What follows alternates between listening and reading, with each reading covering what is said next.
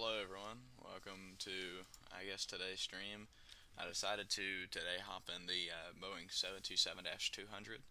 I'm not very familiar with the aircraft, so I welcome any comments or suggestions. I'm very new to the 7.2, and in fact it's a slant whiskey aircraft. There's no navigation system in here. You can put an FMC inside of it, but that just kind of takes the fun out of slant whiskey. So let's go ahead and hop in the cockpit. You go ahead and look around here. We're going to be flying a real-world route. We're not flying the real-world call sign. I believe it'd be Kalita or Dragster 2041 if we were to fly the true-to-life call sign. So let's go ahead and get started back here with the flight engineers panel, and go ahead and take the battery and set that to standby. And I guess we can just go ahead here and just jump straight to getting the APU up and going. You can see it kind of flickering there as it really gets started. So there we go. Here, kind of spooling up there. We'll go ahead and get this. Just kind of get the fuel pumps up and going, and give ourselves some hydraulic pressurization, and turn off VHF2 because we don't need it. Auto fail flight, and make sure these are off. Those are on. Gas per fan, we can turn that on. Make sure the packs are off, which they are.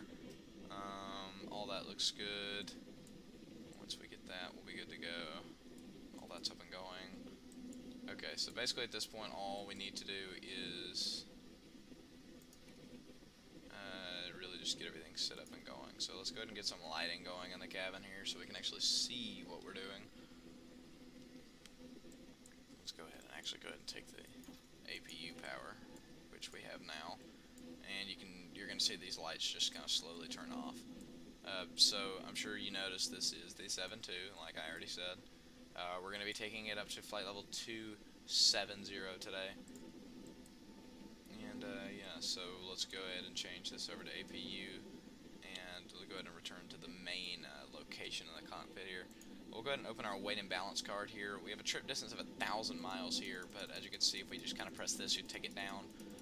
We're gonna load up about 500 nautical miles worth of fuel. So we can go ahead and set our trim. We're going to go flaps 15 for departure, and for here we'll go ahead and go to our card here for takeoff, and we'll set 15, and we'll set our bugs. B speeds are there, and our CG is here, so we don't need to do anything else with our CG. The next thing we want to do is go ahead and pull up our route here. So it is going to be here it is here. It's the Elvis for North 4 transition. So we will go ahead and open that one up in the in aircraft Navi tab, but we do have a Navigraph over here opened, so we can just kind of use these. So there's KMEM. Here we go. Departure and the Elvis 4. Right now they are on the 3.6s, so we can go ahead and set a 360 heading. We'll go ahead and set that. There's that.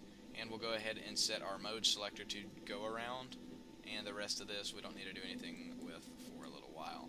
We'll climb initial to 5, but since we have no ATC, we'll just start our climb straight up to 27 as soon as we're airborne. So the next thing we need to do is go ahead and get that North 4 radial, which is going to be the 030 radial. So we'll go ahead and program that in now. I'm going to go ahead and lower this.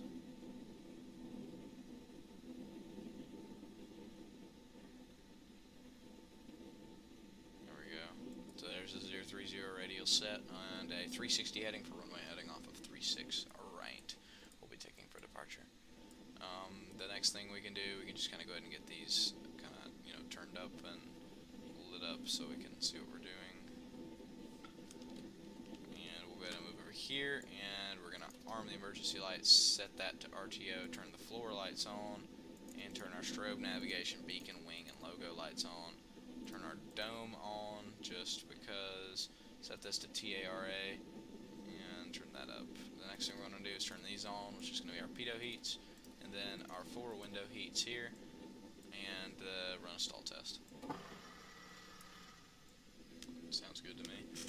Let's go ahead and continue by making sure all this looks good. Control stand, yep. And we'll go ahead and just kind of reset this to 2000. There we go. That's set. Those are off. Everything is done on the overhead panel for now. The next thing we really need to do is just get pushed back. APU's going. We have our fuel on board. We may top it off before we taxi, but I mean, we have 500 miles worth of fuel inside of this. So let's go ahead and go to plugins, better push back, pre-plan. And that looks good to me. Ground to cockpit, plan acknowledged. Call me through the menu when you are ready. VX, KMEM. The altimeter is 3002, so let's go ahead and put that in each of these. So 3002, 3002 on this one, and then that's going to be 3002 on this one as well. Now all of those are set. The next thing we really need to do is just call the man for a pushback, which we can just go ahead and start. Ground to cockpit, tow is driving up. So this plane is fairly simple in terms of just getting real challenge comes when it comes to flying. I mean, this plane's super easy to get all set up. Put in the numbers for the first part, and you're really just gonna be ready to go. Is this guy? What's he doing? I don't know what this guy's doing. Is he just like out on the runway, or I don't know what he's doing. We'll go ahead and turn off VHF2 up here as well, and you're gonna see. Nope, you can't see it. Never mind. But the VHF2 light went off. Make sure the speed brakes are off. Our weather radar isn't letting us know of anything crazy, so we'll go ahead and set 117.5 for the Memphis VOR. Set that over here as well so we can get the DME. And there's okay. All doors and hatches are closed. Ready there's to our CDI coming in. We are about 2 miles from the Memphis VOR. You can see we're right here on Navigraph. And the Memphis VOR is just a little bit below the chart. I believe the Memphis VOR frequency is actually depicted on the chart as well. Maybe it isn't. I guess not. I mean, there's really no reason for it to be, so it doesn't matter. Just as long as you know it, you're okay. So, all of this on the overhead panel looks good. The stall test light will go off once we get the engines up and going. Let's go ahead and make sure everything is... So connected and bypass pin inserted. Release parking brake. So there goes the parking brake, and we're going to go ahead and press number 7. Starting pushback. Number And 1. you may start engine. So everything back here looks good. We have all of everything set up here. No packs are on, so we'll go ahead and go, I believe it's number... Nope. Wait, yep, number 8. And we'll go ahead and go here. Push that to ground. And we're going to wait for this to stabilize somewhere around this right here, or into to stabilize around 15. And here comes fuel. And you're going to see that starting to stabilize there. The RPM is coming up, the speed's coming up, temperature's coming up, fuel flow, all that's coming up.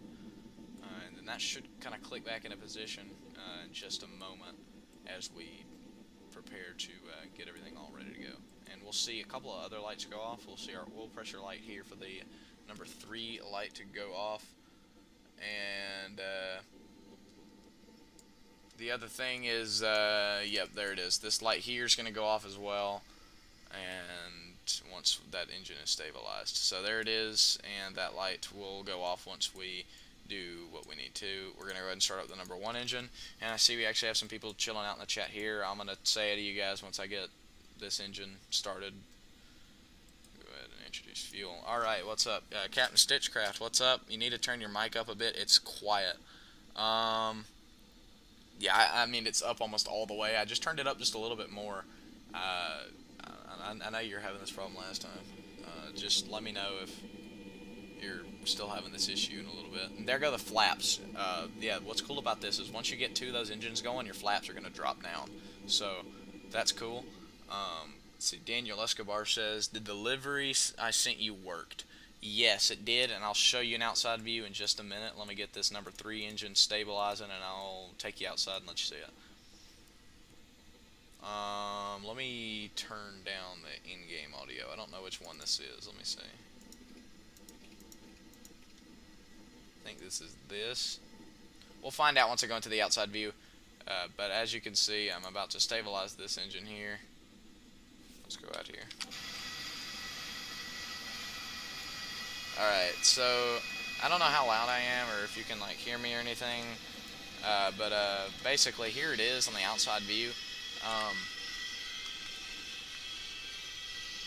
It's a very good looking airplane. As you can see, it's kind of all set up here now, and basically all I need to do is just set the parking brake, and my mouse is just not working anymore, so that's cool.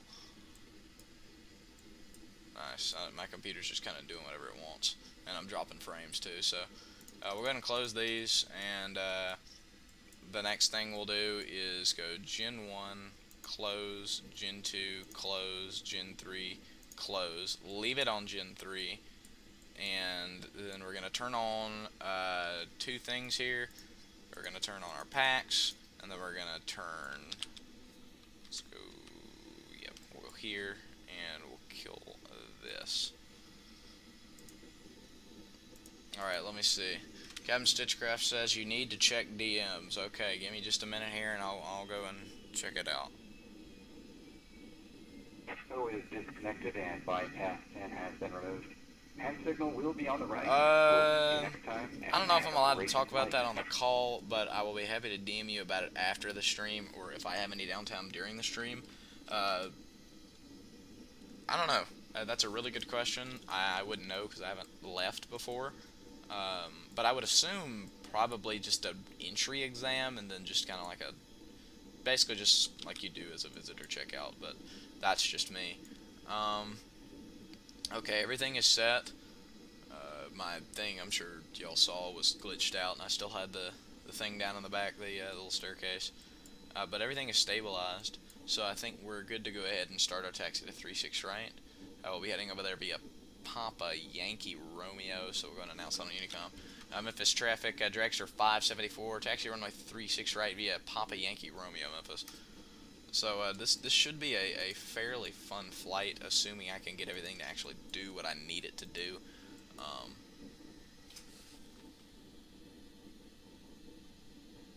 You're thinking of rejoining? Well, I would love to have you back in ZMA, man. I mean, the more the merrier. A lot of people don't like having more controllers because they lose their ability to control, but if I lose my ability to control to someone else who's as dedicated to ZME, I am perfectly okay with it. If you're going to hog whatever position I want to work, then I'm perfectly fine with it. I really enjoy getting to have an Artec that's really involved with what they do and likes having so many people online. So I welcome you to join back, and we'll welcome you back with open arms. I'd love to see you back and see me. So we're taxiing out of the north cargo ramp here, and we'll go ahead and make a left here onto Papa. Don't say anything to me if I'm not doing good.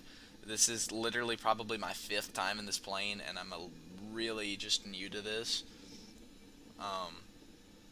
Well, don't say anything that's not constructive. If you want to help me with it, I welcome any comments. Like Daniel, I know you've been super helpful in the comment section before. So I'm really ready to hear what any of you guys have to say. One quick thing, I'm not planning on going to the outside view in the cockpit, or outside of the cockpit, as this is a trijet, and every time I go outside of it, my ears are just gone. And I don't want the stream to go away, and I don't want my voice getting drowned out, and I don't want the sim to be picked up through my mic and everything go to crap, because that would not be fun. So just as we're short of the runway, we'll do a little bit of procedure checks here. We don't have anybody else on the ground at Memphis as far as I know of. But this is a real-world flight, Memphis to Cincinnati. It's performed by KII574 every day during the business week. During the weekends, we do not see them. Actually, later tonight, we actually see an actual Connie KII574 come into Memphis. And I'm sure, as you may have just noticed, I entered the Air National Guard ramp. Even though this is my local airport, I do not know my way around it. So we're going to have to turn around here and not run into these KC-10s. So, nice. Can we go ahead and just get some claps in the chat and some laughing emojis as I literally taxied through the Air National Guard ramp instead of going to the runway? Yes, I'm very smart. This is why I need a ground controller online, because I have no clue what I'm doing with my life. Let's see what. Yeah, I mean, I'm only on the ground right now, and this is as loud as it is, so I don't think we'll be using outside view as much. My chair is super squeaky. I'm thinking about getting a new chair. I might get one of those DX racers. Yeah, go ahead and laugh at me. I see you in there laughing at me, Daniel. I really wish you would have opened it up for me. It would have been fun. I know, dude. Like, how do you go into the... this is not the first time I've made this mistake, nor do I think it's my first time making this mistake on stream. I think I've actually done this before. I'm just so dumb. You know how I am. This is why we don't fly visiting cargo into Memphis, because you're going to end up in the Air National Guard ramp, and yeah. So now we're joining Yankee to the actual, like, right area to go to, because that's fun. So I'm going to go ahead and open the Elvis chart here, because I need to have it on, like, a bigger screen to look at, and I got to be able to vector myself out to North 4. It should really just be runway heading. I could catch the radial. but I'll probably vector myself onto the outbound, just kind of myself, as I'm sure it's not really something. I have gotten a little bit better at this plane, but take what I've said with a grain of salt, because I'm not 100% sure that I'm not what they would say quite qualified to fly this aircraft. But per se, I am looking forward to it, and it's going to be a great deal of fun. So we'll go ahead and hold short of the ILS hold lines here. Let's set the parking brake. So make sure the CG is set, and we'll double check our takeoff card here and set 15 again, set the bugs, check the CG. That's good. The next thing we're going to do, turn on the landing lights and double check that RTO is set, which it is. We can go ahead and turn that up. Copilot or cutout pull. That doesn't matter.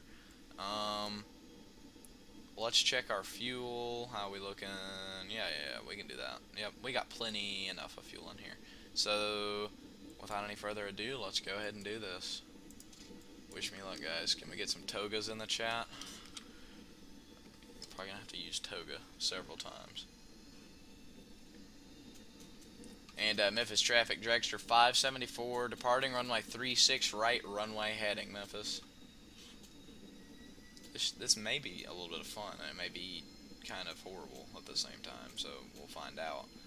I have lots of navigation aids. I have Volanta, which I don't really use anymore. I used it as navigation for the first flight just to kind of have a visual representation of my flight plan. But now, Navigraph, now that I know that most of the flight plan is just proceeding direct to each VOR, it should be pretty fun. So let's go ahead and once we line up here, we'll set the parking brake and spool it up to 97, and then we will. So let's go ahead and set the parking brake, and let's spool it up. There it comes, and we're gonna wait for that N1 to spool up to 97, and we could probably go a little bit above it, and there it is. There is takeoff power, and parking brake is released. Here we go. We're off to the races, and get ready to hear some alarms probably, because I'm sensing it's going to happen. Alright.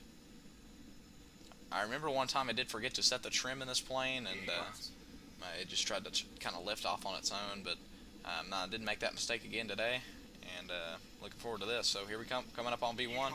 V1, rotate. You can hold this thing in a crazy pitch. Here we go. Positive rate, gear up. Heading select, altitude select, IAS hold.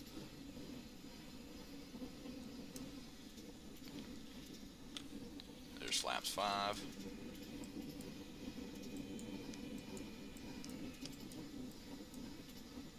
This thing can maintain a crazy pitch rate, because I'm only going to maintain 160 for a little bit here. So this thing is going to pitch me up to a crazy climb rate. And look at this, beautiful. There we go, kind of a little bit over the Air National Guard there, and we'll go ahead and set the gear to off, and we'll go ahead and start putting ourselves on the 030 heading, just to kind of put ourselves a little bit towards our radial here, and kind of manually fly a heading outbound for this radial. And as you can probably see on the Navigraph chart over here, we may have blown it a little. We can vector ourselves onto it. We could intercept the radial too. According to our CDI here, it's showing it looks like a left turn maybe, if I'm reading it correctly. It's either a left or a right to intercept the radial. But once we get a little bit closer and I'm reassured, I'm probably just going to go ahead and vector myself onto a 060 heading now, just to kind of put myself back on that course. And then as we're doing that, we're now going to go ahead and make sure our flaps are up, which they are not. There they go. And our next iCal code is going to be KII574, and we're going to use this so we can go ahead and get our next VOR frequencies. So our arrival, it's going to be the Sargo 3 RNAV arrival, which we can fly because it's technically off of a VOR. So there it is. So there's Pocket City, which is 113.3. So let's go ahead and set that. So 113.3. And we're going to go ahead and increase our speed to 200. 03.3. There it is. Cool. Alright, there we go. Climbing at about 1,500 for now. We'll probably get that climb rate increased. Let's go ahead and take it back over onto a 030 heading. And we should be perfectly outbound established on this radial now. Hopefully. That's a key word. Very important. Alright, we'll go ahead and disarm that, and we'll leave it at disarm. I'll probably put it at probably around medium-ish for the landing. Yeah, there we go. Perfect. We're established perfectly on that outbound course. So I'm going to go ahead and put it on nav lock here and see if it has any way it wants to put me on this radial. So I'm going to see what it does to kind of try to fix me for this radial to join North 4, and there it is. Yep. So we're going to kind of make a right turn here, which is believable looking at the chart. And there it is. We're coming in on it now. You can see it kind of bleeding in there. And as we capture that radial there for the 030 outbound, and we're coming into Cincinnati, so this should be a pretty fun flight. I'm looking forward to hopefully buttering it into Cincy, but we'll find out. Alright, we're going to turn off the turn off lights, taxi, and landing. Turn off the turn off. See what I did there? Alright, so there you are, established on the outbound course, just like that. It's only my fifth, maybe fourth or fifth time in this plane. If you look out the window to our left, there's Memphis not Memphis International. There's the Mississippi River, and pretty much from here it's going to be smooth sailing. But we will join just direct to Pocket City, which I'm probably going to go ahead and switch my DME2 over to now. So now I'm picking up, as we get a little bit closer, I'll start picking up a DME for the Pocket City, and then we'll switch to it, and we will get a radial that will get it set. So our number 2 over here is going to be Pocket. This is going to be Pocket City, but this is going to be the DME1. So DME2 is here, and then VOR1 is here. VOR2 and DME1 are over here. Alright, Sam's United's in the chat saying hey with a wink and emoji. What's up? Welcome. We're in a plane that I'm very unfamiliar with, but I'm brave enough to fly it on the network. Thanks to people like Colton Albonetti and Chris Carnett, the wonderful people of ZME taught me how to fly this, and it's going pretty good, so thank you guys. And I watched a couple of YouTube videos on it as well. Sam's United says yo with another winking emoji. What's up? I don't know how far behind my stream is, but taking my internet into consideration, it's probably about 5 or so minutes behind. So I appreciate all of you guys dropping by. If you're just lurking, you don't have to comment, or if you just kind of just dropping by, you're welcome to do that. So once we start picking up Pocket City on our VOR here, we're nowhere near North 4. So once we get a little bit closer to North 4, we'll probably start picking up Pocket City. He says, "You know who I am," with a winking emoji. Yeah, I know who you am. You're the ground controller that had to go through ground school twice. Yeah, I'm just kidding. What's up, Sam? Sam and I gave each other crap all the time. I mean, looking at the live counter right now, I haven't even been live for 30 minutes, and I've already started up the plane, gotten everything going. I mean, if I was in the 7.5, I'd still be on the ground right now. Probably just now taxiing out, actually. Whereas in this plane, I'm climbing through 16,000, getting ready to set standard altimeter in about 1,000 now, because I just hit 17,000. So I'm going to go ahead and time out of the stream on my phone for just a second. I'll be right back and say hey to you guys. Just need to see what's going on.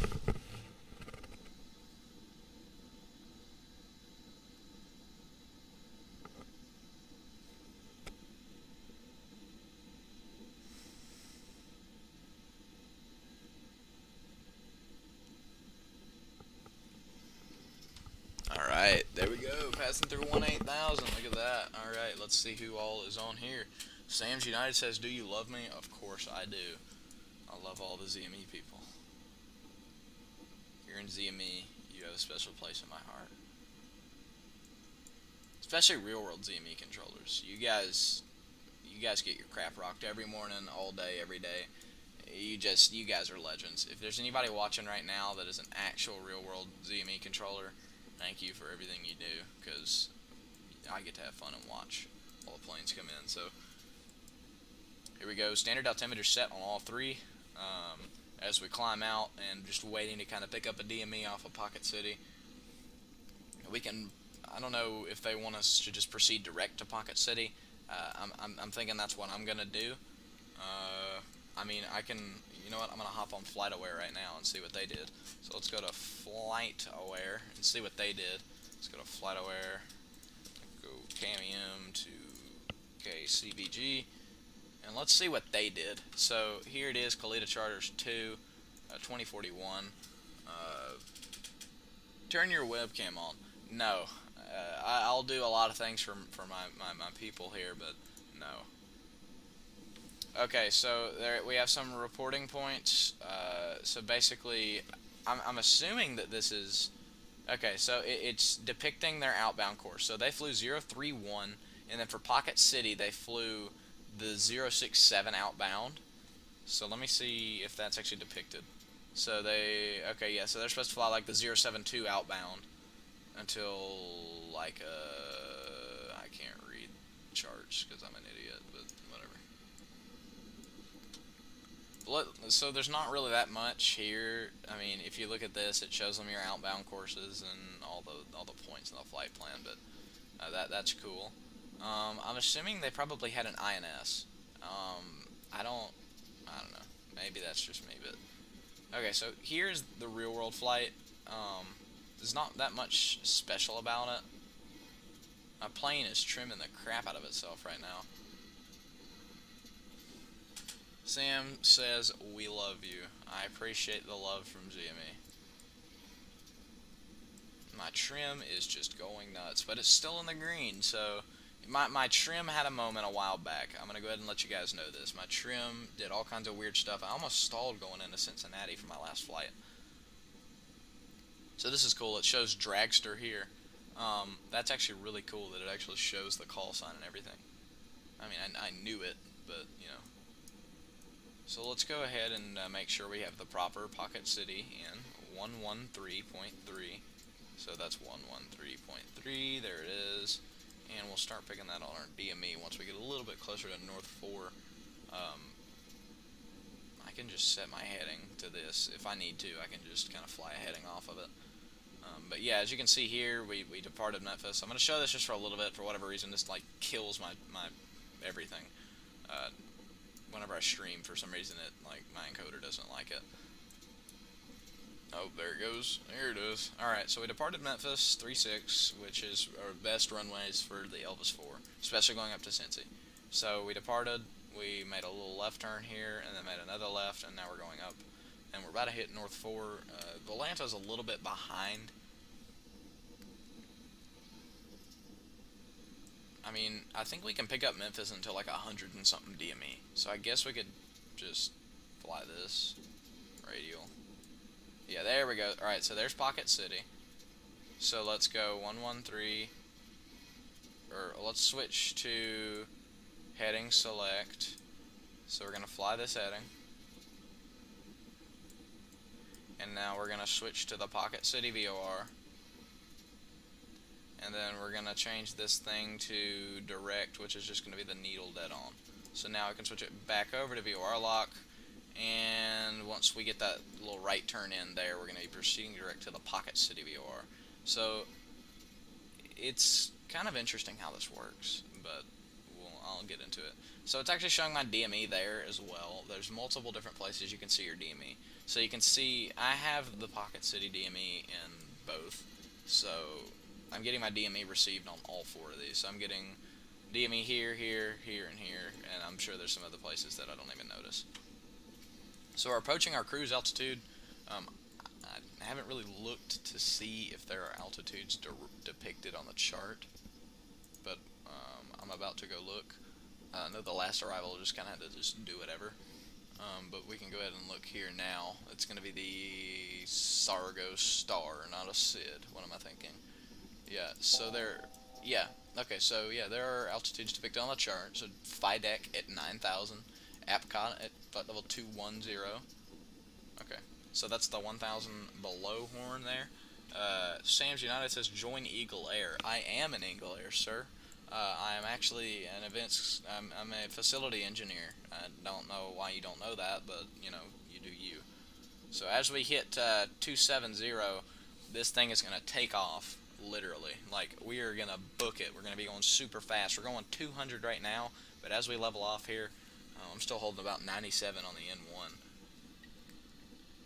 Okay, I'm not going to read that comment out loud, but thank you for telling me, Sam. I'll definitely take that into consideration whenever I am wondering about joining the voice chat. Yeah, so as we level off here at 270, you're going to see our speed. It's about to just... I mean, you can see it already running away from us. I'm willing to take it all the way up to 350. I mean, this thing can go up to around Mach 0.9. Yeah, it's a very fast aircraft. It's way ahead of its time. So here's a quick, just kind of a look around the cockpit. It's a really cool airplane. I mean, this is just an awesome little work of art here. This thing is just awesome.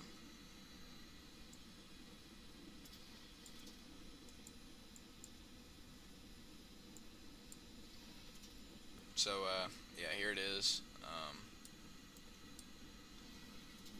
As you can see, that speed's already running away as we're picking up from 200 to 250, and the speed's just kind of running away from us in a good way. Sam's United says join the TeamSpeak. I'm not quite sure if I'm allowed to do that while I stream. If you can ask somebody like Colton or someone, I'll join. I'll put streaming on there, but I would preferably like if you guys would not like be cussing constantly. Yeah, I will. I guess I'll. Yeah, I guess I'll hop on the TeamSpeak.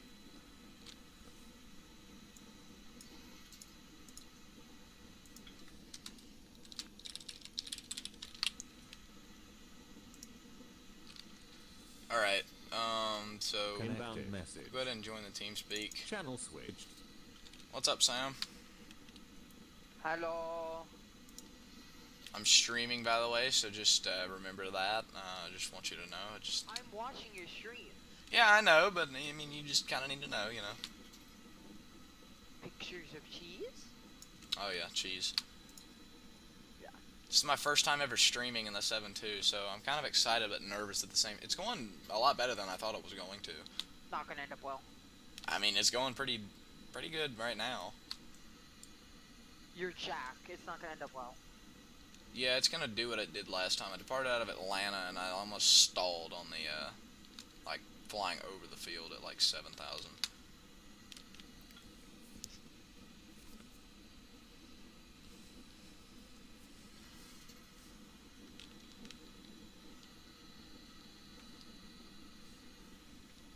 This plane's a lot of fun. Sam, if you want to hop in one tomorrow, I'm looking to do another stream in the 7.2 if you want to join me tomorrow. You want me to do one right now? Well, I'm already mid-flight. I don't know if I'll do another one after that. I may do some Memphis What about approach. tomorrow? I don't know. I may have to do some stuff after school, but I'll let you know. Center? Who, me? Yeah. I can't get on center. You're solo certed on Memphis Center. I'm solo certified on Memphis approach. Do you want to know what Chase did? If it's okay, like that, it's not bad enough for the stream. Go ahead.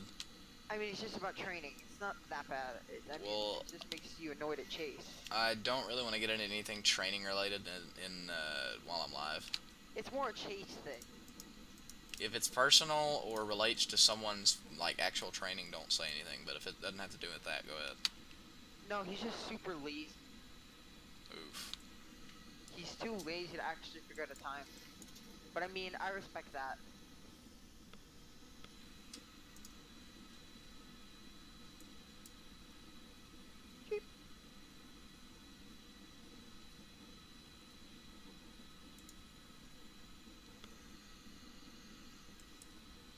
So I'm right now I'm cruising at about 27,000 feet as we approach 350 knots. I'm about to go ahead and throttle back just a little bit. Don't want the plane getting upset at me. So we're burning about 2,500 pounds per hour on each one. That's pretty good, especially for a tri-jet. We'll go ahead and give it a little bit more power. I want to maintain around 300, around the Mach 0.8 area. We can go ahead and take a look back here if anybody wants a quick little rundown of everything back here. So this is your essential power selector. Default, just spawn in, cold and dark. Your cockpit's going to look like this. It's going to be on APU, and as soon as you take that power for the battery, it's going to have a failure. You're going to want to set that to standby, which is only going to give you the essential electronics.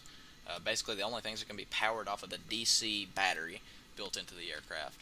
Once you start the APU and you close those buses, then you get a lot more functionality out of the aircraft. Like you get your weather radar, all your avionics come to life.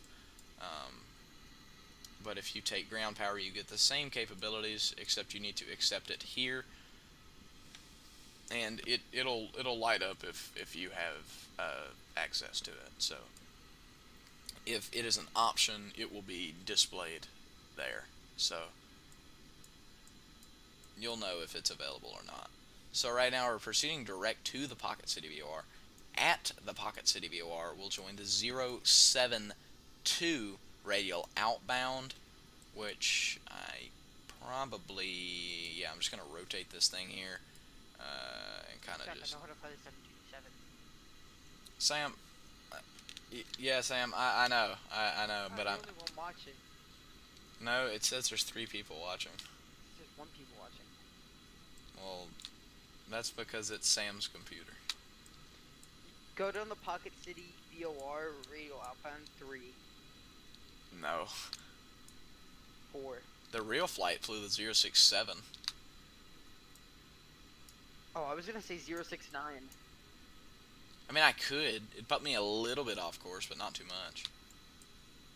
For the beams? I mean, maybe. I'll think about it. I got like another 102 miles to decide.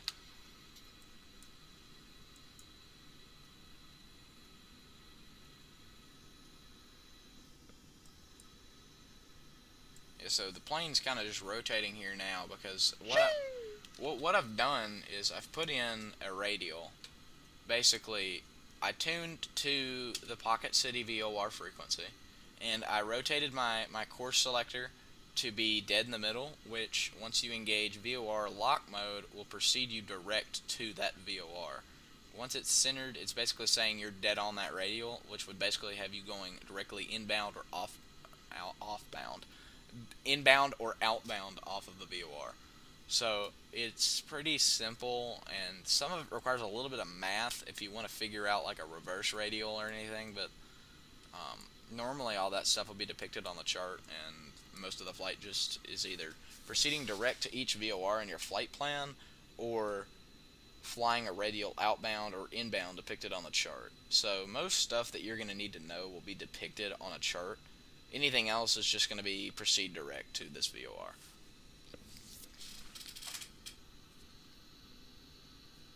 And if you want to always get to correct controllers, fly something Slant Whiskey. They're always going to try to clear you direct to something, and it's so fun just saying, I'm Slant Whiskey, I can't do that. And they're like, oh yeah, you can't do that, can you? I've had some controllers in the past. I'm not going to name names or anything because I don't want to be that guy, especially since I'm a controller, and I don't want to cause any problems. But anyway, I've had controllers and specific Artex around Bat USA that have just kind of been like, alright, proceed direct Pocket City, and I'm all the way over in like New York, and they're like, okay, yep, I can definitely pick up that VOR like 400 nautical miles away. Yeah, let me quickly tune to it. Like, that would have to be a massive antenna. The Memphis VOR can reach out to like, I think it's 175 DME. I think that's about it. Any more than that, I mean, I've seen the Memphis VOR in the real world. It's nothing super special. It's pretty big though. Sam United says Chase Prickett. That is the funny name right there. So let's go ahead and just kind of take a look here. Take a look at. Is is it DME, like, is it miles? What's it measured in, or is it its own unit? A DME is basically your distance from a VOR. So if an approach controller tells you to maintain a 210 until a 7 DME, you're going to maintain 210 knots until 7 miles from the Memphis VOR. Then you're going to reduce to your final approach speeds. Basically, it's a way more complicated way of just saying maintain 210 until a 5 mile final. Roger. That Roger didn't sound very reassuring, but we'll go with it. Wilco. I'm thinking of loading up into Islip and talking to the ground controller and telling him to post in radius, because there's finally somebody on. And you can see here just kind of the transition between ortho and no ortho. You look at the difference. I mean, look at this. Ortho and no ortho. Kind of crazy. The squeakiest chair on planet Earth. We'll go ahead and set auto brakes medium. It doesn't matter. Just do it now. Who cares? I have the excuse if I've only flown the plane like 5 times, so it doesn't matter.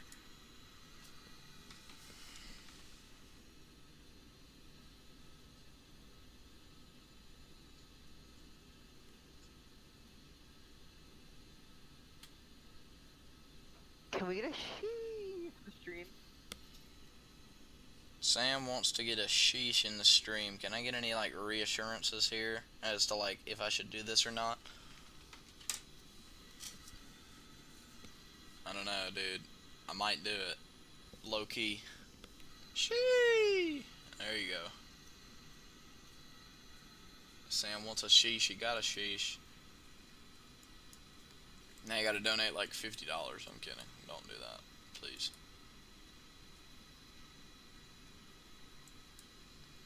You know, this plane's so much fun to fly, I may actually get the 732. I did, Sam.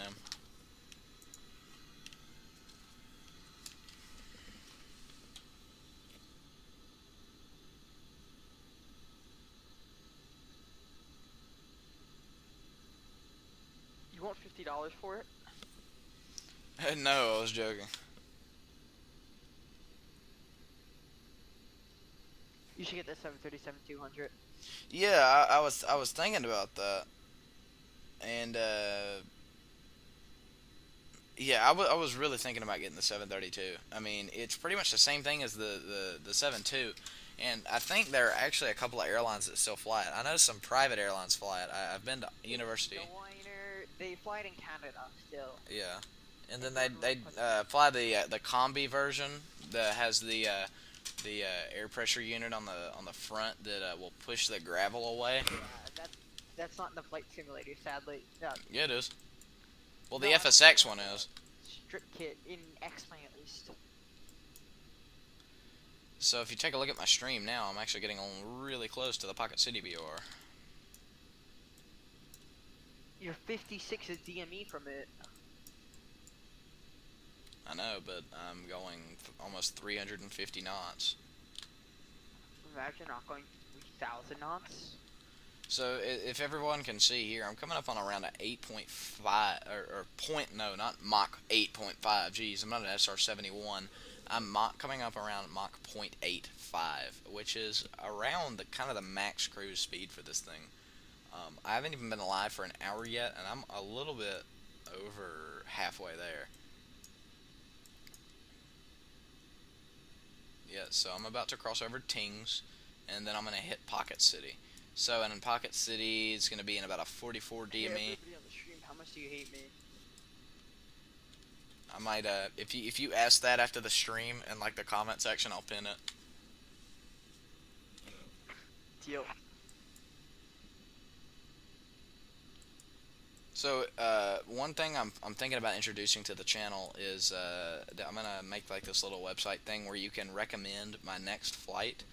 there will be a kind of thing here where basically you put in departure airport, arrival airport, aircraft, call sign, and give me a route. You don't necessarily, the route will be optional. You can be an amazing person, give me the route, but mandatory things will be a departure field, an arrival field, and Turn an off the aircraft middle type. engine. So, uh, and if you want to, just go ahead and suggest something now.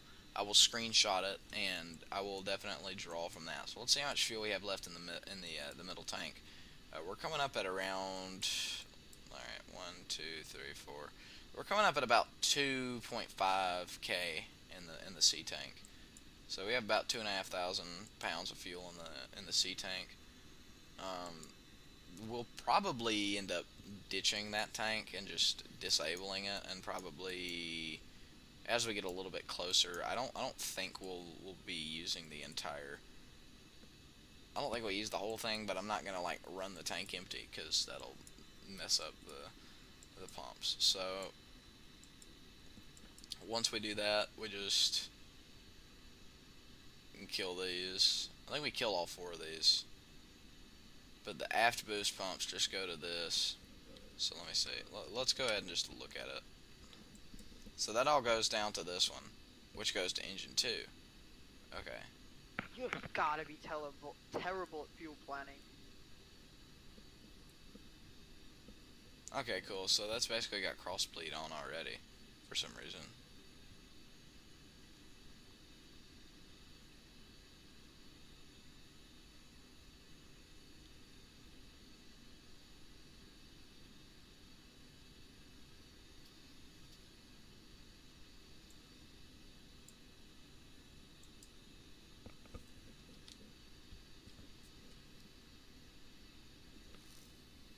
Yeah, so it's definitely a fun little plane to fly.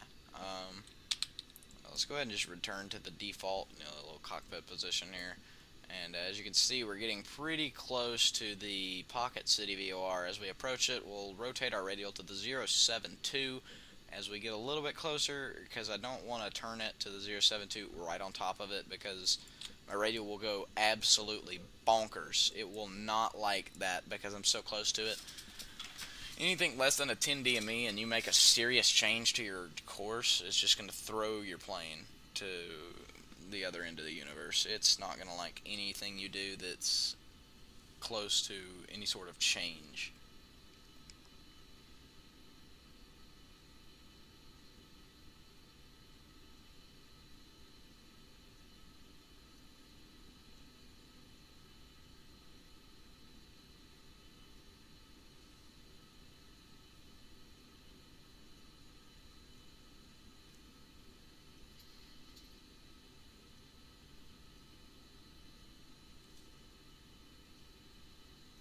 Alright, let's see. Okay, cool.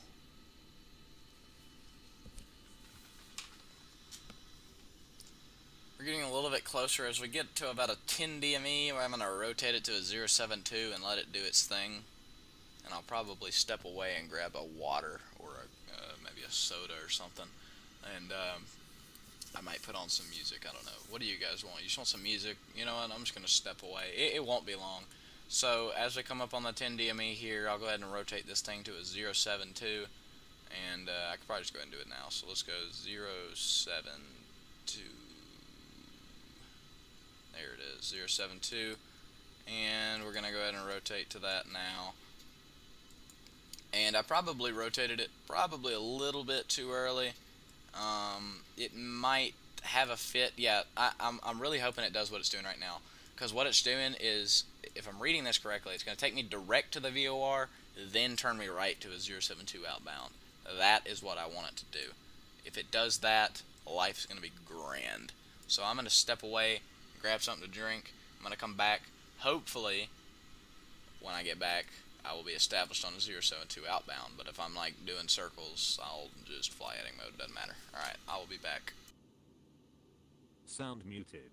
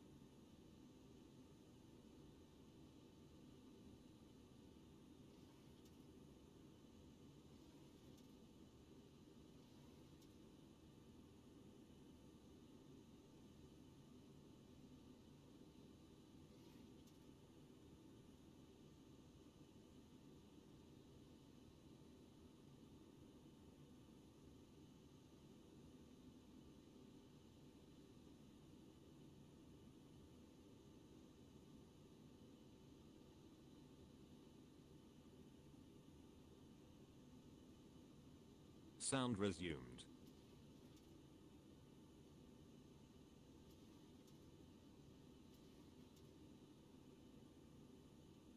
And I'm back. And it looks like it did a pretty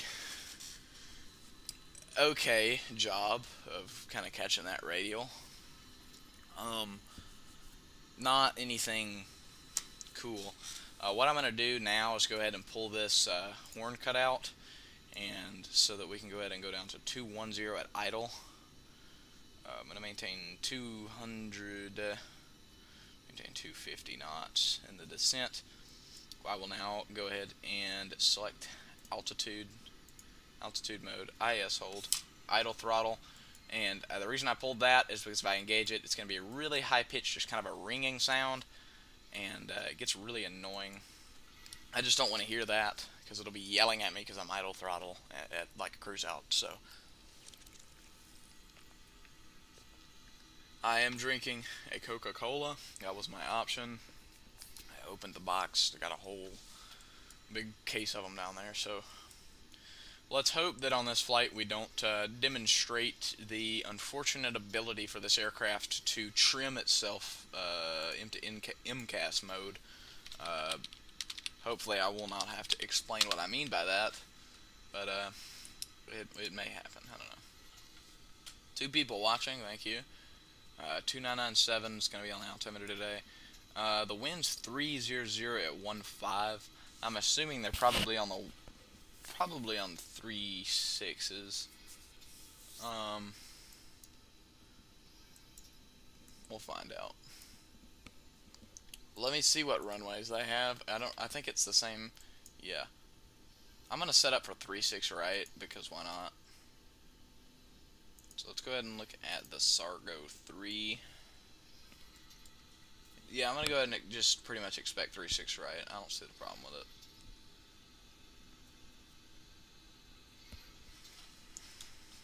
Go ahead and check my phone while I have a minute here.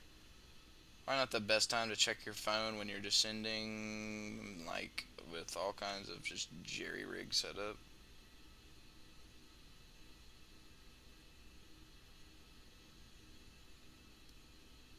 Check Discord. And there's the 1000 above horn as we begin to level off at 210, where we're now going to throttle back up and gain that speed that we lost. And we're going to go ahead and kill off this here.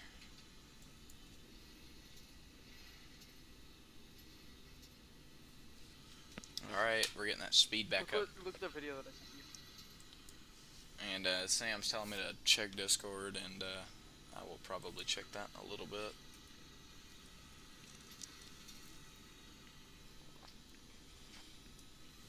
Weather refreshers in this game are horrible. I can't even get started with how bad they are. Holy crap, they're awful. Yeah. The weather refresh, like, it almost caused me to crash a while back. I almost lost the plane and everything. So, needless to say, I'd recommend getting Active Sky. I don't have it yet, but I'm thinking about getting it. I'm thinking about taking a break from actually buying airplanes and getting things that are actually like add-ons to enhance your experience.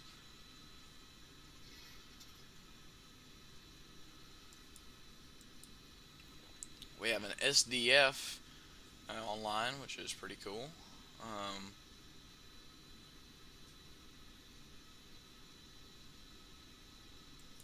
So we're on the 072 outbound. Don't think we're going to need to tune to the Cincinnati VOR, because we're really just going to vector ourselves off here, and we'll break off for the north flow.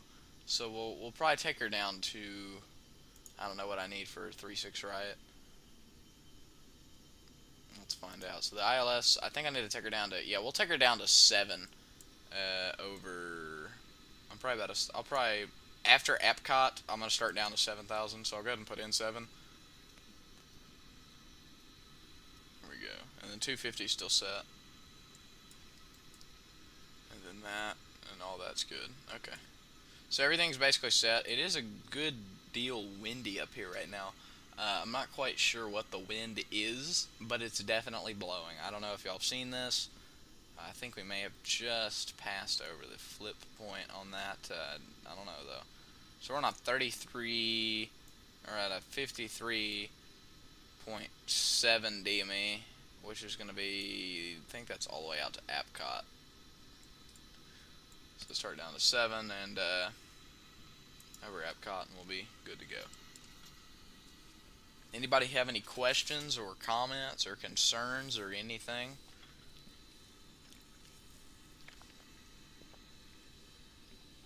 Go ahead and drop a comment. I don't care. Go ahead. Just go ahead and joined your channel. ask whatever you want.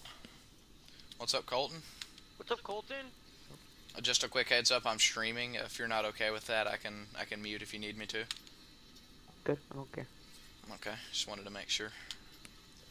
If you want, you could put in your name just so It is. people. No, in the TeamSpeak. It is. Yes. It is. So Colton, I think this is probably so far one of my best slant whiskey flights. Nice. So the ILS frequency here is going to be 110.35. So we're going to put that in. So 110. Yo, Colton, another day 0.35. of waiting for training because Chase is lazy. So we got that in. Oh, Colton, are you watching or no? No, I'm about to start my descent into Nice. the airport. I started my step descent down. I had to drop it down to 210 to cross Epcot. Once I hit Epcot, I'm going to start down to 7, and then I'll break off the arrival over probably Jakuka, and then... Not on an arrival, though. Yeah, I'm on the Sargo. You're not. You didn't file the Sargo arrival. I did. No, you didn't. Look at my flight plan. You're going direct to Sargo after the Pocket City VOR. Yeah. That's what I'm doing now. The Sargo arrival, though. Well, that's what I meant. I'm proceeding direct to Sargo, and I'm breaking off over Sargo is what I meant to say. Oh. I'm vectoring myself after Sargo for 3-6 right. Yeah, because you can't do the Sargo arrivals with Darnov.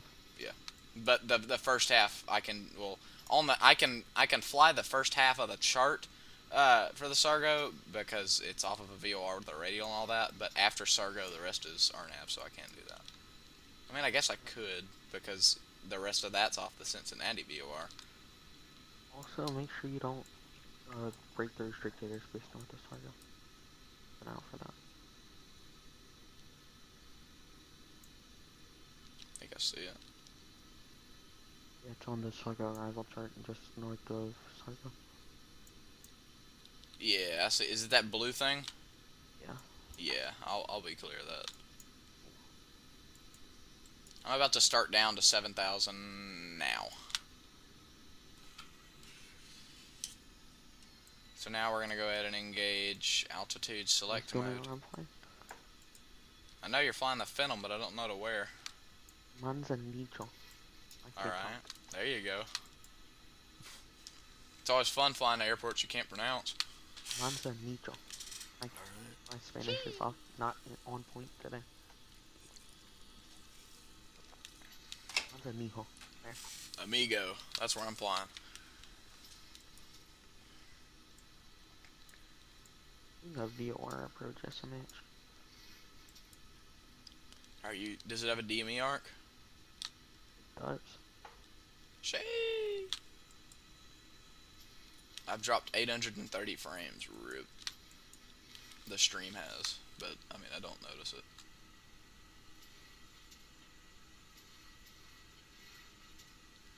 Why is my stream lagging so bad on YouTube?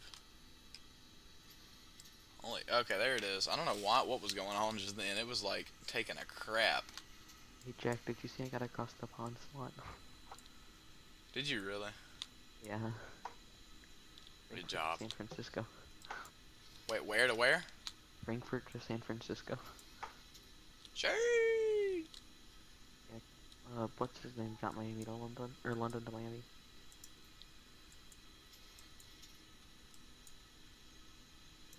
Journey's on. And then I believe it's 2997. Yeah, it is. So 2997, 2997, and 2997. 7. So now we can go ahead and, since we're flying headings now, go ahead and switch over to the approach there, and you can see it's picking it up as a I'm local looking launch. to trade with somebody for something a little shorter, but And 006 on the final approach course, so we can go ahead and set that now, which will be 006. There it is, and everything is set now. As we continue our descent down the 7,000, where we will intercept KII574 for the ILS-36 right approach into Cincinnati. I believe that's how you say it. I don't know. KII574, whatever you want to call it. Kilo Yankee, Kilo Alpha Tango. We'll call it that. There is one on here on the approach called Sniper. Sierra November Papa Papa Romeo. That's pretty cool. I'll just turn that off just for the heck of it. I don't know. During my descent, I always end up getting the low pressure lights. I think it's because the fuel kind of moves towards the front of the tank, and the aft tanks aren't pumping anything. That's my only like logical reason, I would assume, because like physics are a thing sometimes on a good day when it's sunny outside. But you know, most of the time physics don't exist. But when it actually comes to the FlyJ sim, it's obviously a thing. So I raised my Coca-Cola to you, and if I had my face cam on, you'd see me doing it, but I don't, so you don't see me doing it. Just take my word for it, because I'm doing it right now.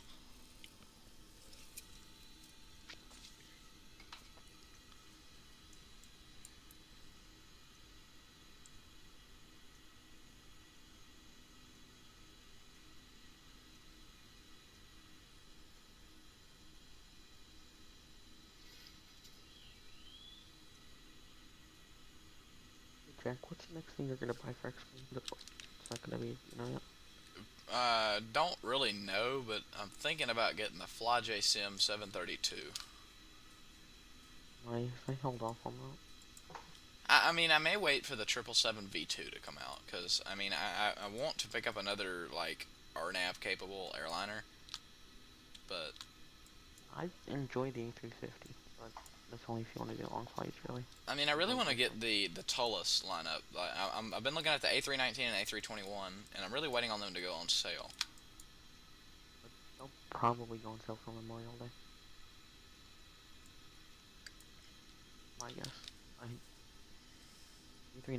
A321. Intern right rating I enjoy the 090. 321. I feel like it's more capable than the 319 in a sense. Plus, more airlines nowadays fly the 321. I'm looking at getting the 319, but yeah. Well, I mean, you have an excuse too, because you already have the 321. But I also want to save my money for this rotate MD-11 that's coming out supposedly soon. Supposedly. It's a The MD-80 came out 6 years ago, so...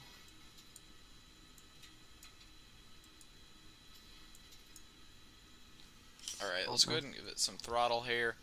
The next thing I want to do is go ahead and get my landing. We're probably going to go with flaps 30. I don't know if you can actually set flaps 40. You can't. So we'll go ahead and set our bugs here. 2997, all of that's good. Maintain 250.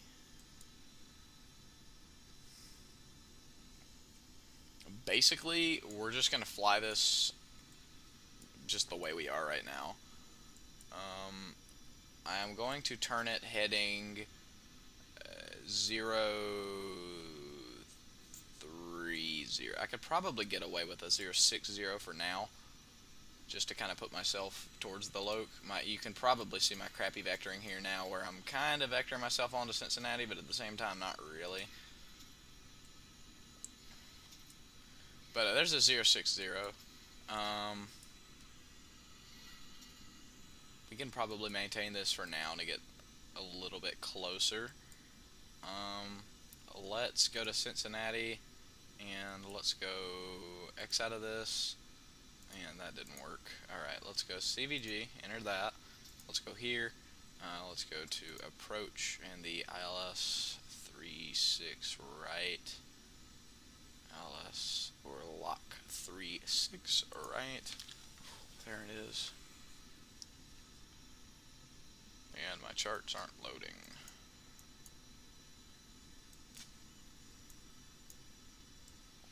I'm going to turn about 5 degrees to the right. You know, we'll call 10 degrees. 7, 8, 9. Yep. So we're going to turn 10 degrees to the right, and that should theoretically put us right.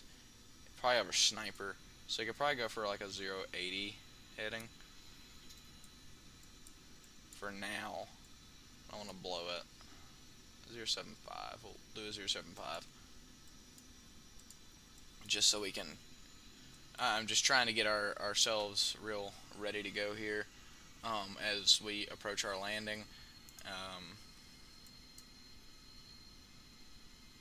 Yeah, as you can see, we're getting pretty close to that time of the day where we everything in. I might go ahead and just take it down to 6, but at the same time, I don't really want to do that.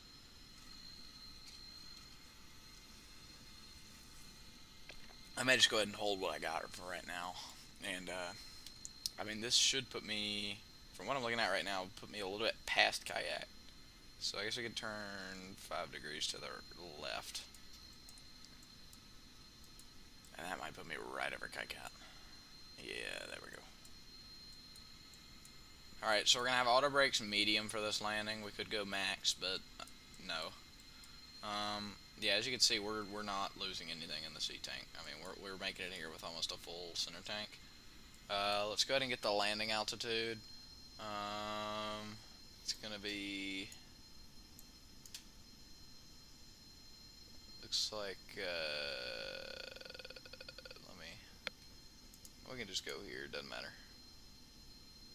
So the field elevation, it would be nice if I knew how to, like, you know, read. Airport elevation, 896.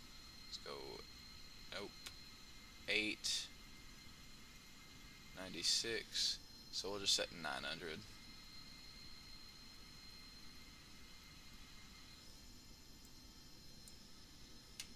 Let's double check that. Field elevation is 896. There it is. Let's go back to approach, and we'll go for the ILS or localizer 36 right. And according to what I'm looking at right now, it's going to put us on a perfect thing here. Let's make sure we have everything programmed in. 110.35, 110.35, there it is. Okay. Everything else looks good. Approach course 006, that's in. I guess I could put that over there, but there's no really. I mean, we're in IMC right now. Really want to keep an eye on your speed during this kind of stuff, because not really because of the airplane, but more because of X-plane weather just completely being unrealistic and just doing literally whatever it wants to. X-plane weather will quite literally take a crap. Like, there's no other way to put it, except it will not do anything remotely realistic.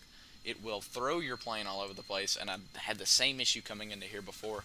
The wind and the IMC conditions were just a light drizzle. X-plane exaggerated it so bad to where it was like tornadic activity, and it like flipped my plane over. I mean, I pulled out of it, but like it put me into a stall after I was going like 250 at 10.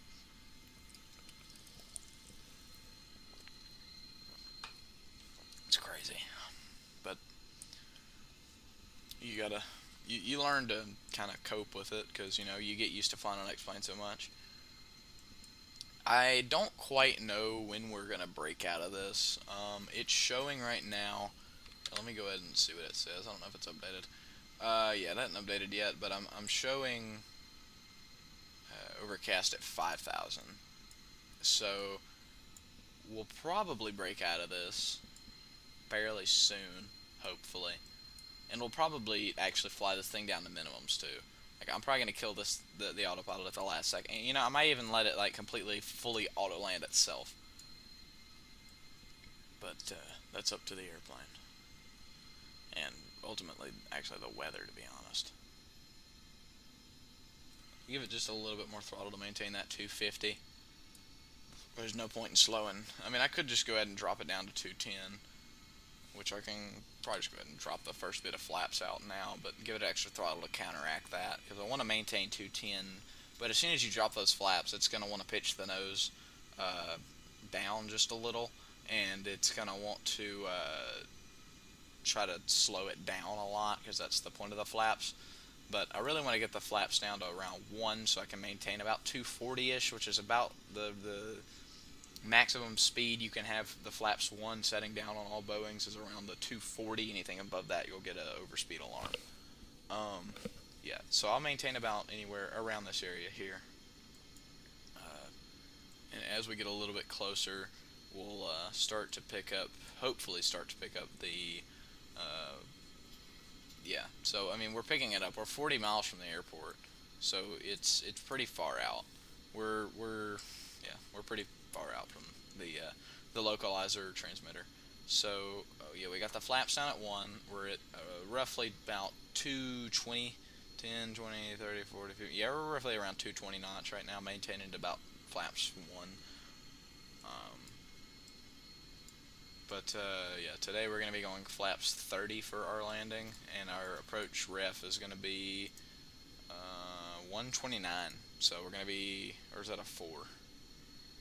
Yeah, it's a 124. So we're going to be landing this thing at 124 knots at flaps 30.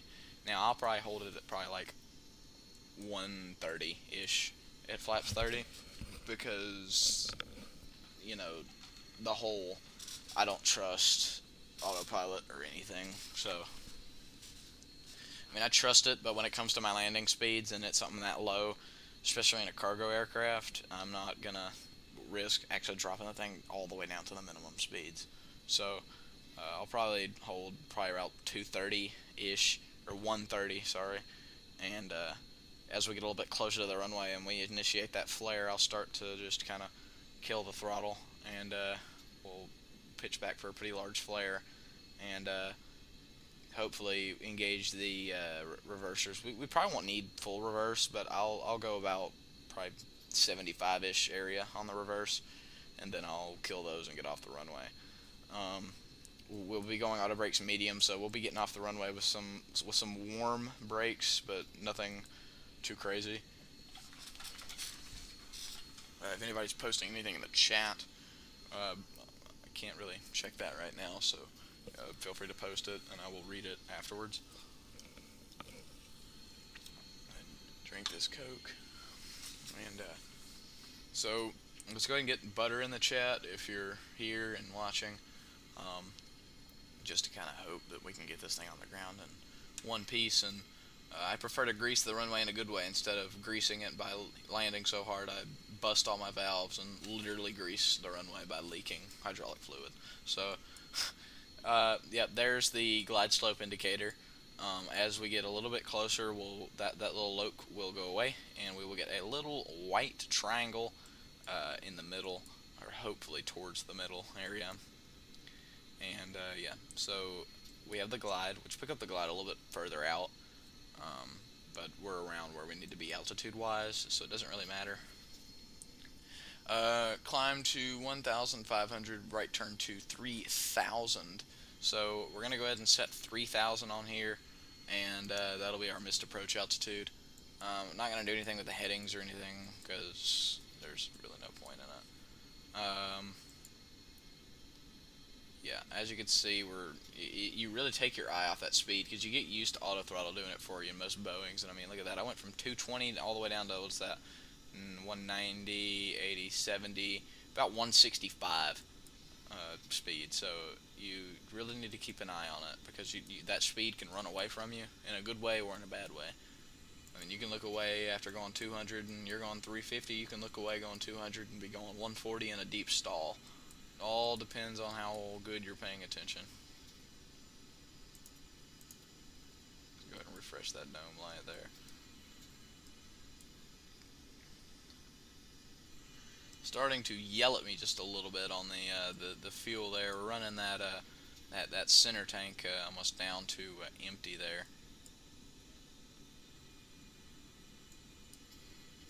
The radio altimeter, we're going to be setting our minimums for, I'm probably not even going to set the minimums because it doesn't really matter. I mean, we're supposedly going to be breaking out below 5, so we should be okay. be picking up the localizer in just a second, and I think it might actually, you can intercept this localizer off the Fallmouth VOR, the FLM, Fox Mike Lima, or Fox Lima Mike. Obviously, I cannot spell. We come in for a landing here at 7,000 feet. Field elevation is about roughly around 1,000. It's 896. I set 900 on the pressurization, but you can set it to whatever you'd like. We have our heading set to basically where it needs to be, and as soon as that little loc goes away and comes up with a white diamond, I will be engaging this to the right one, which will put it on auto GS, which is automatic and glide slope. So localizer, that little red thing, should be going away here soon as I begin to pick up that little antenna over KII574. And I remember last time I kind of just flew this thing all the way down to like right on top of that far out fix, and then started picking up the localizer. So it's no joke. Once I get on the loc, I'll start getting all set up and ready for the approach. 124, remember, is our speed, but I'm going to be maintaining around 130 or anywhere just a little bit above or below that to counteract any wind or any limiting factors that could cause any issues on the landing.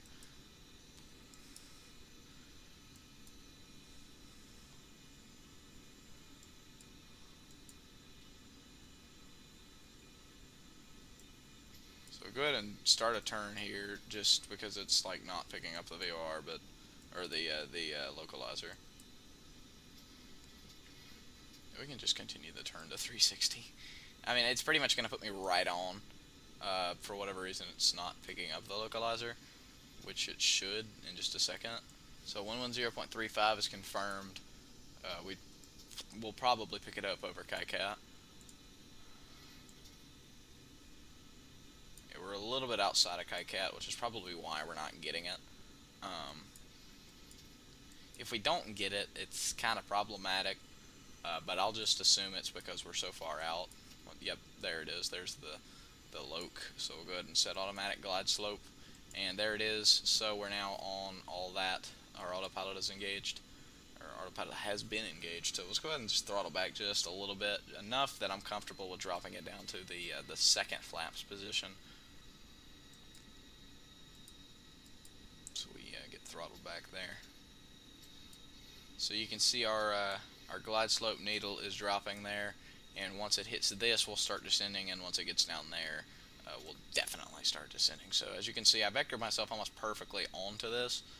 Unfortunately, my vectoring was pretty crappy and put us kind of beyond KII574 rather than intercepting it dead on, which is one of those kind of things where you can blame it on the wind and everybody will believe you.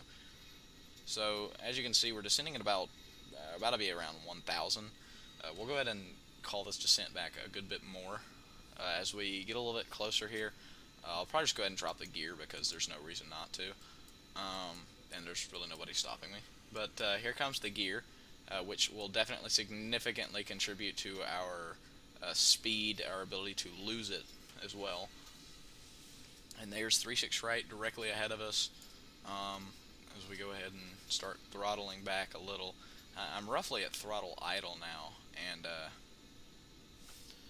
we'll drop some more flaps. Dropping the flaps down just a little bit more also really helps me lose speed. The flaps in this plane are obviously multi-purposed. They help you lose speed, but also allow you to go slower. So this plane is definitely an engineering marvel for its time. So we'll just go idle throttle for now, so we can just kind of start throttling back, because we're on about a 5, we're on about a 12.5 DME or so. As we go ahead and drop the flaps from 5 down to 15, which is going to significantly increase our descent rate here and our loss of speed. So observe the loss of speed here. As we approach that little bug there is going to be our minimum, and we're going to go ahead and give it just a little bit of throttle.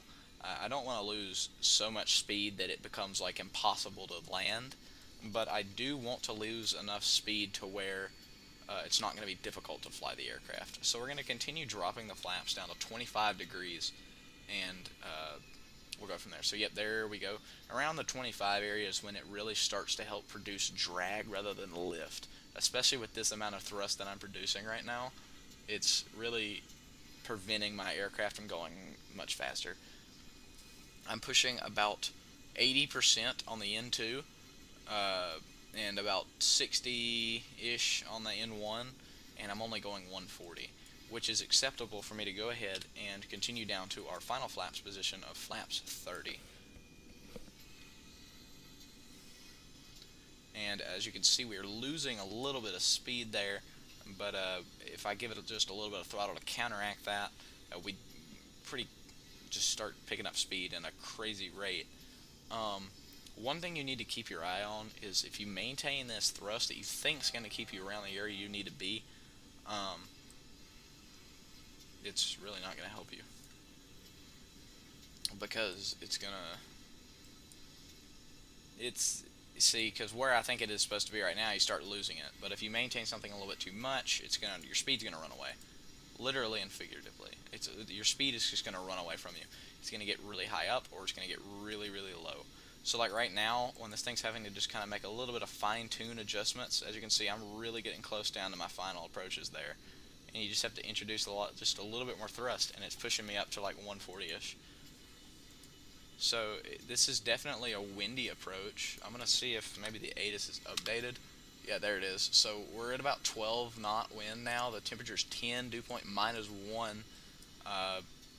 We could probably get away with like a little bit of anti-ice rather than pitot heat, just actually like anti-ice.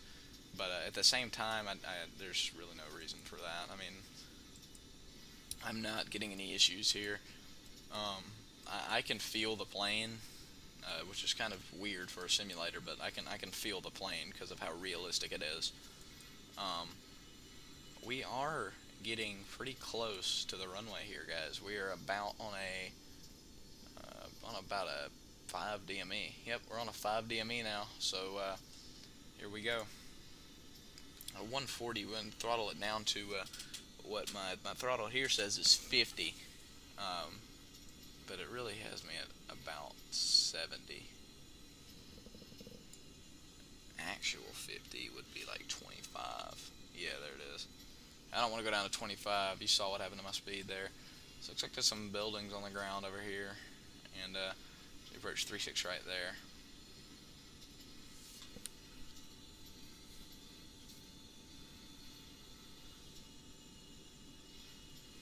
Getting pretty close to the runway.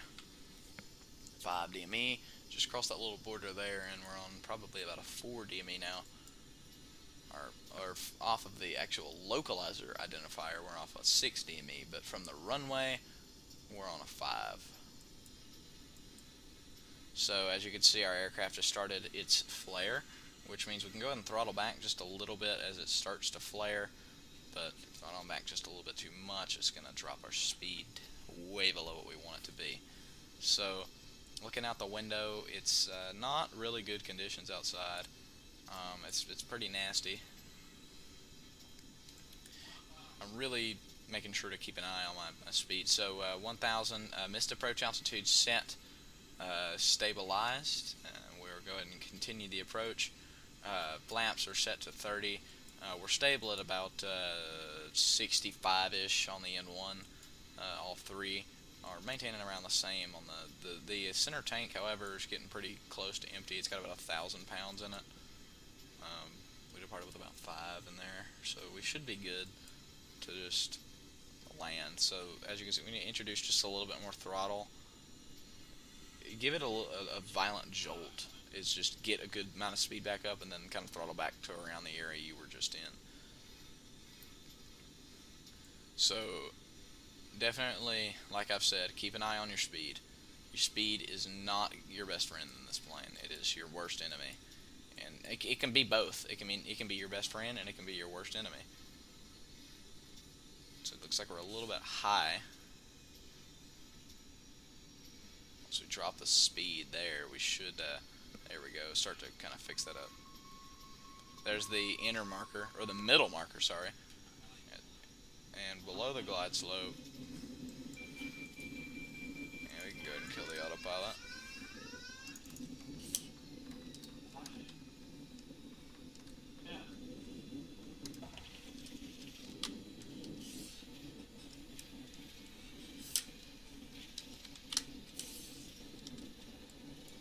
Yeah, that was a horrible landing. So here come the reversers, and I think I floated like half that runway. Alright, there's that.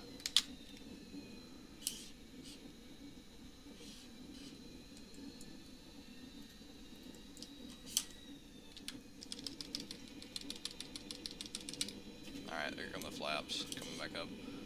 Alright, let's go ahead and turn these off so we don't blind everybody.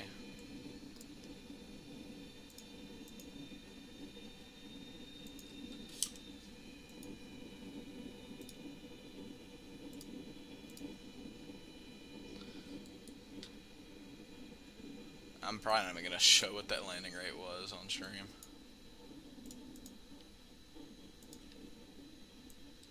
Dang, by the time I get to the chart, I'm already going to be in the parking spot. I just needed to open it just to make sure I was going to about the right area, which I am. So, that was a horrible landing. And it looks like it might actually be raining just a little bit now.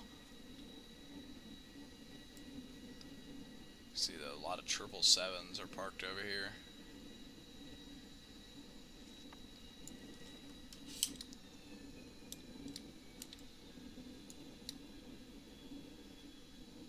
Probably skip the APU and just go straight to ground power.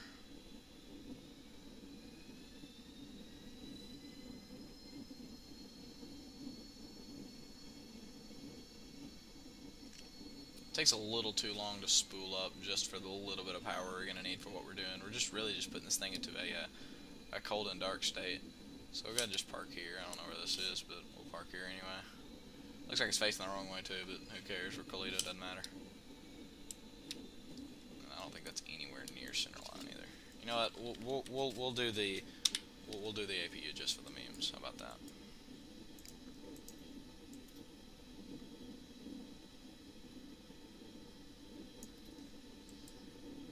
And you can see it spooling up there.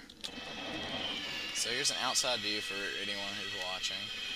And this is what it looks like after a flight and a really hard landing.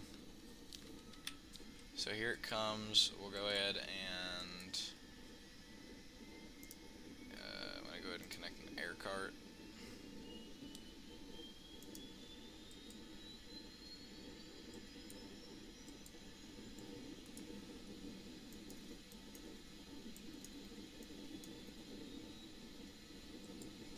I guess I should probably wait until this thing starts actually generating amps.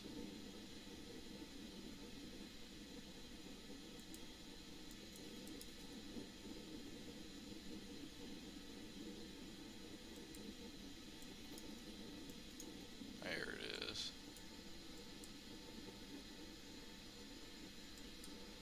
Okay, now we can go ahead and do this. Boom, bam, bop.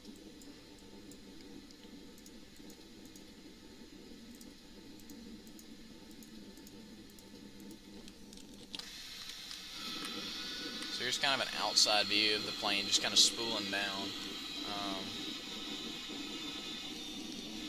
Go ahead and open up the back door there. And here's the engines. Here's what they look like spooling down just a little.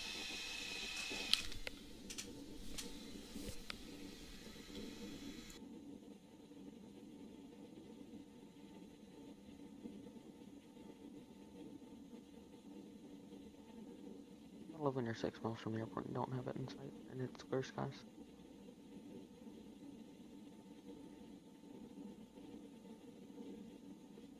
But that could just be me being blind, which it probably is. I might have found it, I'm an idiot.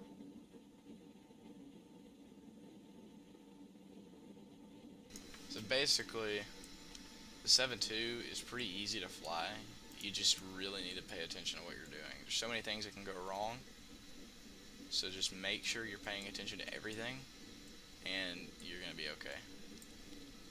So basically, this is just the shutdown in a nutshell. So everything is shut down, everything's done. The plane is ready to be fueled up, started up, and go again. So hope you enjoyed this flight, the 7.2. It was just kind of a last minute kind of decision. I didn't think about really doing it until probably like after after I got back from stuff I had to do after school. But yeah, if any of you would like to suggest a flight or anything, just go ahead and send me a DM on Discord or wherever you want to message me. That's